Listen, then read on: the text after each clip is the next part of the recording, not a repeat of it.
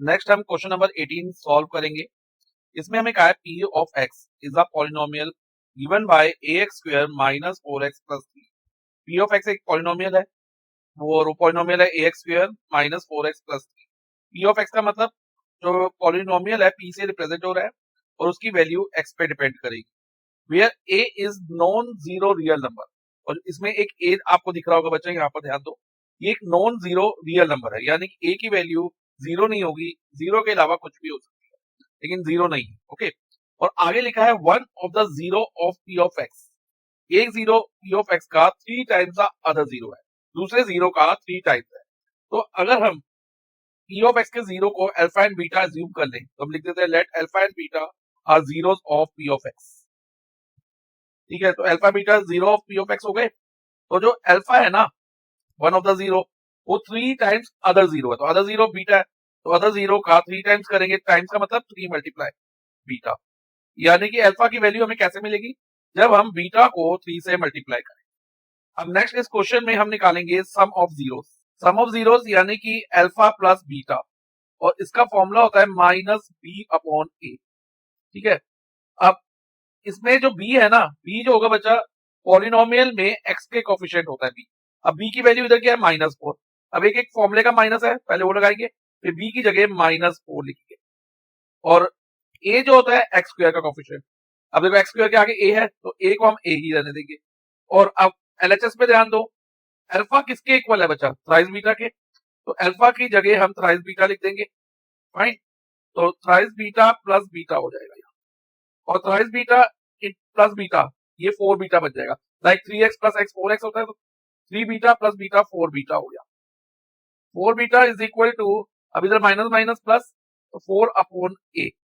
Okay, और अगर beta की वैल्यू लेना चाहे ना, तो ध्यान दो बच्चा, इधर फोर जो है मल्टीप्लाई में है, तो ये एलएचएस से आरएचएस में जाने पे डिवाइड में आ जाएगा, यानी कि four upon A divided by four हो जाएगा। और इसको अगर हम डिवाइड करते हैं तो beta is equal to four upon a as it is रहेगा, और जो ये डिवाइड बाय फोर है इसका रेसिप्रोकल कर लेंगे, यानी कि वन अपॉन फोर। अब ये फोर और ये फोर कट गया, तो बीटा की वैल्यू हमारी वन अपॉन ए आ गई। इसको अभी हम यहाँ छोड़ देंगे, ये आगे यूज होगा। अब नेक्स्ट हम प्रोडक्ट ऑफ जीरोस लेंगे। अब प्रोडक्ट ऑफ जीरो यानी कि अल्फा मल्टीप्लाई बीटा, और उसका फॉर्मूला होता है सी अपॉन ए। ओके, अब अल्फा की जगह अगेन हम क्या लिख सकते हैं बच्चा, थ्राइस बीटा, थ्राइस बीटा लिख सकते हैं, यस सर लिख सकते हैं। थ्राइस बीटा इंटू ये वाला बीटा मल्टीप्लाई हो जाएगा, is equal to C upon A. C क्या होता है बच्चा, कांस्टेंट टर्म होती है पॉलिनोमियल में। देखो इसमें कांस्टेंट टर्म क्या है, प्लस थ्री, तो सी की जगह थ्री आ जाएगा, और ए एक्स स्क्वायर का कोफिशिएंट वो ए ही है इधर, तो थ्री अपॉन ए।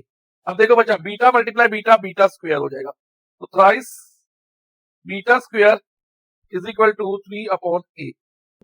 अब देखो बच्चा, बीटा की वैल्यू अभी हमने फाइंड करी थी वन अपॉन ए, तो इसमें हम बीटा की वैल्यू डाल देंगे, तो थ्री इंटू बीटा की जगह वन अपॉन ए आ जाएगा, तो ये बन जाएगा one upon a whole square is equal to three upon a. अब ये थ्री ऐसे ही रहेगा, और वन अपॉन ए का होल स्क्वायर क्या होगा, वन का स्क्वायर वन होता है, और ए का स्क्वायर ए स्क्वायर हो जाएगा is equal to three upon a. अब नेक्स्ट स्टेप बचा, थ्री मल्टीप्लाई वन थ्री होता है, तो three upon a square is equal to three upon a. अब बच्चा इस स्टेप में हम अपनी कैलकुलेशन को थोड़ा सिंपल बना सकते हैं। एक तो हम ये कर सकते हैं कि इनको क्रॉस मल्टीप्लाई करके क्वाड्रेटिक की फॉर्म में ले आए, लेकिन इसको हम इजिली कैसे सॉल्व कर सकते हैं ध्यान से समझना। अब जैसे ए स्क्वायर है, इसको हम ए इंटू ए लिख सकते हैं, यस सर लिख सकते हैं, और is equal to three upon a already इधर है। अब ये ए और ये ए हम कट कर सकते हैं, ऐसा तभी पॉसिबल है जब यहाँ पर एक पूरा साइन हो फ्रैक्शन का, जैसे एक सिंगल साइन हो, इधर भी एक सिंगल साइन हो, इधर भी, तब हम ऐसे कट कर सकते हैं। तो देखो बच्चा, ये क्या हो गया, three upon a is equal to three upon, इधर तो ए कट गया तो इधर वन बच गया, तो थ्री अपॉन वन।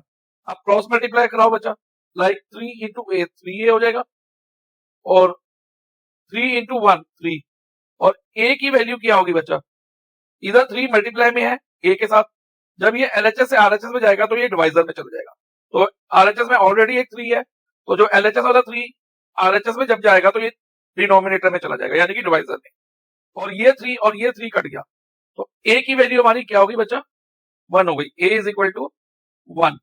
तो फर्स्ट पार्ट इस तरह से हमने कर लिया है। वैल्यू ऑफ ए फाइंड करनी। अब नेक्स्ट हमें क्या करना है, based on the value of a की वैल्यू पे बेस्ड हमने बताना है what would be the shape of the graph of p of x, कि graph of p of x की शेप क्या होगी ए की वैल्यू पे। अब अगर हम ए की वैल्यू पॉलिनोमियल में डालें तो पॉलिनोमियल क्या बनेगा, ए की जगह 1 आ जाएगा, 1x² माइनस 4x प्लस 3। अब बच्चा ध्यान रखो, किसी भी क्वाड्रेटिक पॉलिनोमियल का ग्राफ किस शेप में होता है, पैराबोला शेप में होता है, पैराबोला। और पैराबोला दो टाइप के होते हैं, एक होता है अपवर्ड ओपन पैराबोला और एक होता है डाउनवर्ड ओपन पैराबोला।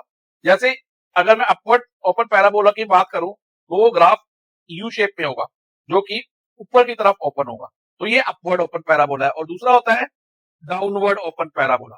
अगर बच्चा ए की वैल्यू ग्रेटर देन 0 हो, 0 से बड़ी हो, तो जो शेप होगी ना ग्राफ की क्वाड्रेटिक पॉलिनोमियल की, वो अपवर्ड ओपन पैराबोला होगी, ठीक है, जैसे कि इस केस में। और अगर ए की वैल्यू 0 से लेस हो यानी कि नेगेटिव हो तो डाउनवर्ड ओपन पैराबोला होगा, लाइक दिस। अब इस केस में ए की वैल्यू ग्रेटर देन 0 यानी कि पॉजिटिव है, तो इस शेप ऑफ द ग्राफ क्या होगी, अपवर्ड ओपन पैराबोला। तो हम लिख देंगे shape of the graph is upward open parabola.